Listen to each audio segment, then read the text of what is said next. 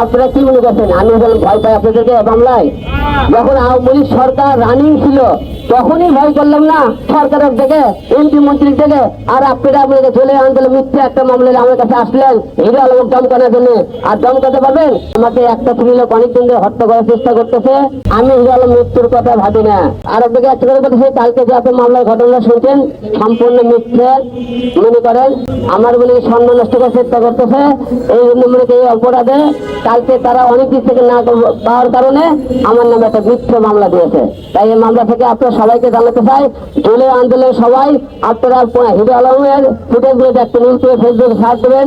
আমি আন্দোলনে ছিলাম, কিন্তু শাহবাগ ফুটেজ দেখবেন, গণভবনের ফুটেজ দেখবেন, বিভিন্ন জায়গার ফুটেজ গুলো ইউটিউবে সার্চ দিয়ে দেখবেন। আমি এগুলো জায়গায় ছিলাম কি ছিলাম না।